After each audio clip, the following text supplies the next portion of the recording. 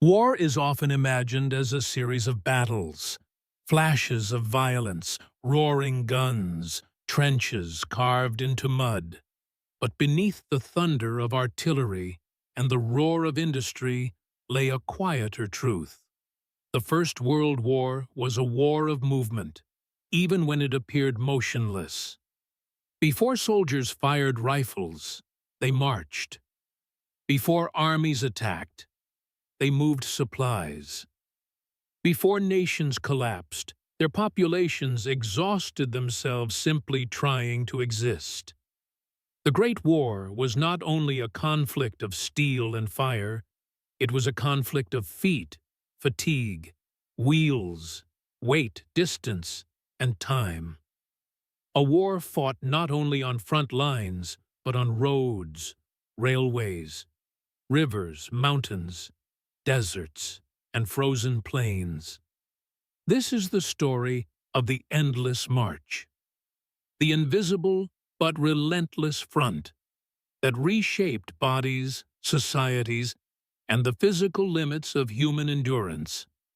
In the opening days of August 1914, the armies of Europe moved with a confidence that seemed almost theatrical. Mobilization orders summoned millions, and the continent vibrated with the synchronized movement of boots on cobblestones, hooves striking roads, and locomotives shrieking across borders. The first image of the war was not smoke rising from battlefields, but columns stretching across miles, uniforms bright with the polish of peacetime, bands attempting optimism, and citizens waving flags with the innocence of people who believed the war would be brief. Generals spoke of sweeping maneuvers and decisive strikes. Plans imagined armies moving as cleanly as arrows across maps. But the human body, was not designed for the scale of the continent, nor the industrial pace of modern war. Feet blistered on the first week, marching lines fractured on the first long road.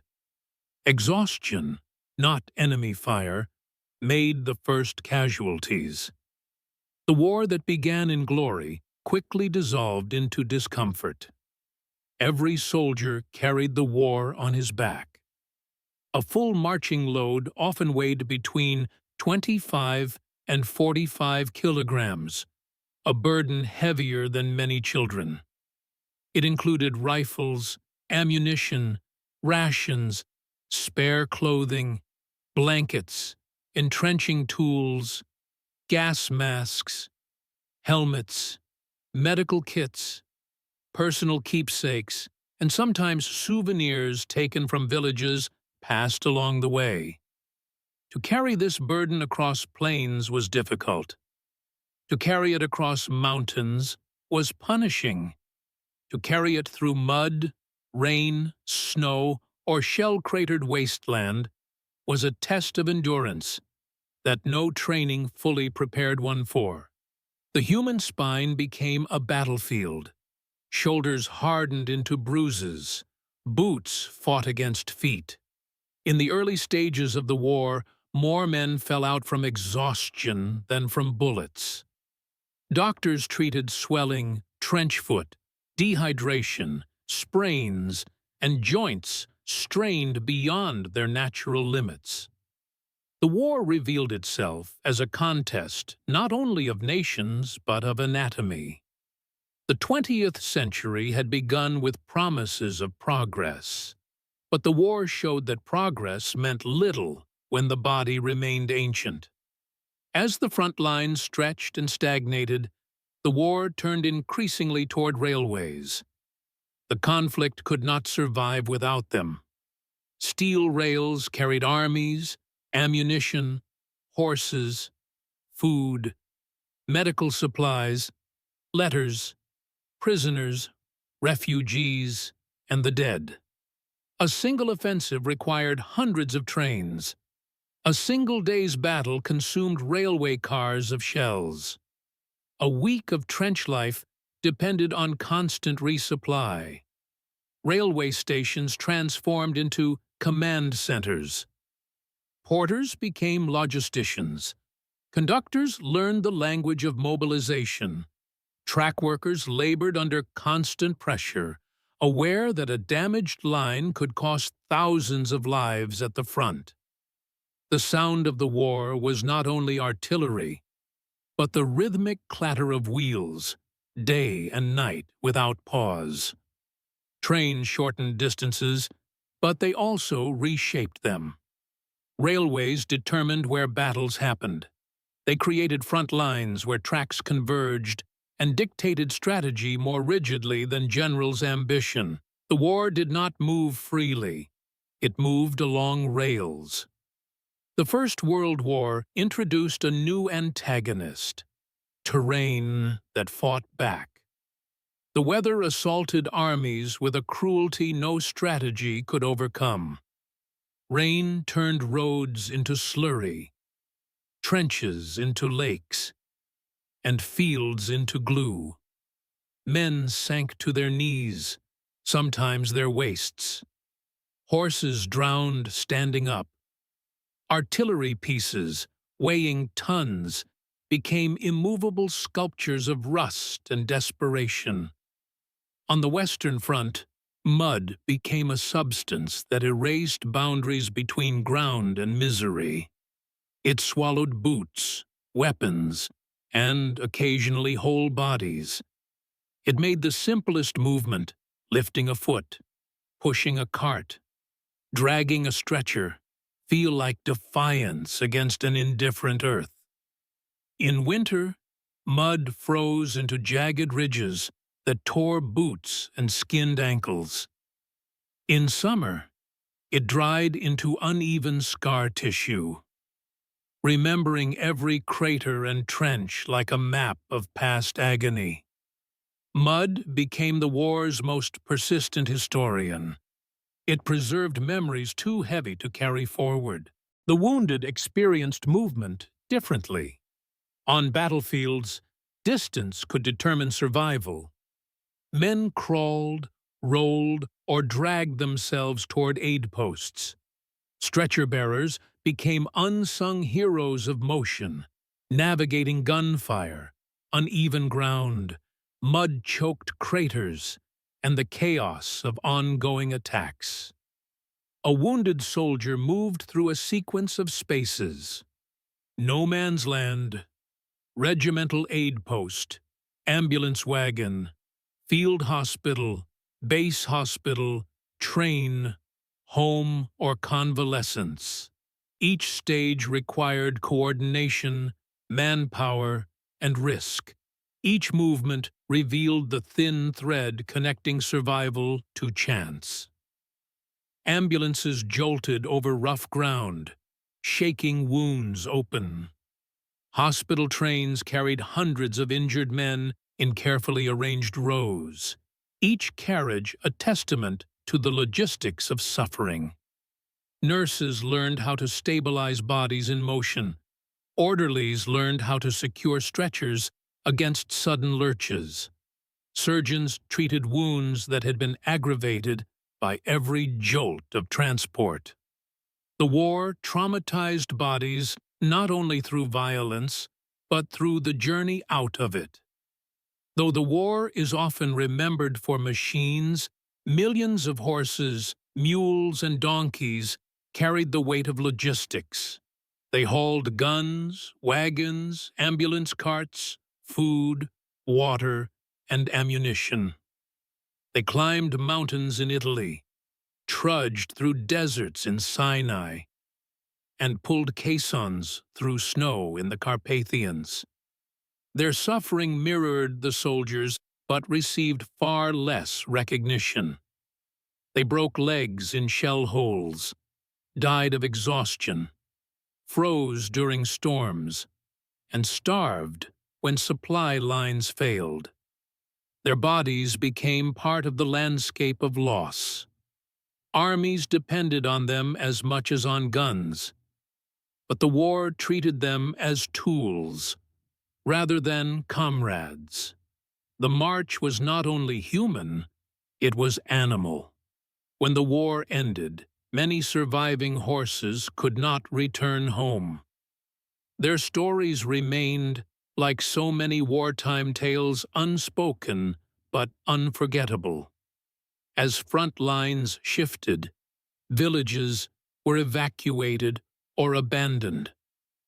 Civilians fled with whatever they could carry: blankets, pots, tools, documents, photographs, memories. They moved on foot, by cart, by train if lucky, or sometimes only by the determination to put distance between themselves and the approaching roar of war. Refugee columns stretched for miles. Children walked until their legs gave out. Elderly people leaned on sticks or neighbors. Mothers carried toddlers on hips bruised by fatigue. This was movement without direction, without guarantee, without promise. It was marching as survival, not strategy. Refugees filled roads that armies needed, creating the cruel geometry of war. Troops advancing one way, civilians fleeing the other, each slowing the other, each unaware of the other's full despair. Entire populations became nomadic, their homes replaced by uncertainty. Their journey continued long after the armistice, as many returned to ruins or found themselves permanently displaced. On the Eastern Front, movement defined everything. Distances were enormous, roads few, railways limited, weather unforgiving. Armies marched hundreds of miles through forests, marshes, plains, and mountains. Supplies lagged behind. Hunger arrived faster than reinforcements. Battles were less trench-bound, more fluid, but no less brutal. Retreats could last weeks. Advances could collapse from exhaustion before meeting resistance. Entire divisions dissolved from marching more than from combat. The Eastern Front stretched the human body beyond its natural limits. Cold cracked skin, heat drained strength, insects swarmed, diseases marched alongside regiments. Typhus, cholera, and dysentery became fellow travelers. In this vast theater, movement was not just physical labor, it was destiny. In the Middle East and Africa, the war reshaped the meaning of distance. Armies crossed deserts where the horizon never changed and the sun punished every step. Water became treasure, shade a miracle, exhaustion a constant companion. Troops marched through heat that peeled paint from trucks, sandstorms that erased tracks, and nights so cold they seemed carved from another season. The desert demanded respect. It punished miscalculation. A mistake in navigation could doom hundreds. A broken supply line could condemn thousands. And yet, movement continued, because movement was the only option. By 1918, armies were no longer made of fresh volunteers, but of survivors. Men marched on weakened legs, ration-thinned bodies, and minds stretched by years of fear. The war became a test of endurance, not enthusiasm. When the great offensives of 1918 erupted, movement returned with ferocity. Armies surged forward or fell back in waves. Territory changed hands rapidly. Battles that had been static for years suddenly breathed, gasped, and collapsed. But behind every advance lay the same question: how far can a tired body go? Logistics strained, Food ran short. Horses died in droves. Exhaustion became a weapon as powerful as any rifle. Nations learned that collapse could happen not through defeat, but through depletion. The war's end was a physical surrender as much as a political one. When the war ended, soldiers marched home on roads that felt strangely unfamiliar. Without rifles, packs, or urgency, their bodies did not know how to move freely. Walking felt like a language they had forgotten how to speak without pain. Civilians returned to villages that no longer existed.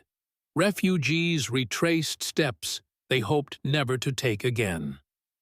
Railways carried millions toward uncertain futures. Horses that survived returned to farms forever changed. And the earth, carved by trenches and pocked by craters, bore the memory of motion long after footsteps faded. Humanity had marched through a storm that reshaped civilization. The First World War redefined movement forever. It taught nations that armies require unimaginable quantities of supplies. Distance can destroy as effectively as bullets. Weather, terrain, and exhaustion are strategic forces. Human endurance has limits that war is eager to break. The body is the true battlefield beneath all others. The war left behind not just ruins, treaties, or monuments, but countless pairs of boots worn thin, footsteps forgotten by history, and the memory of a march that never truly ended. Because every generation since has walked paths shaped by that conflict, roads built for supply lines, borders drawn by movement of armies, economies shaped by transportation, cities rebuilt along rails laid for war. The march continues quietly, in the ways the modern world still moves.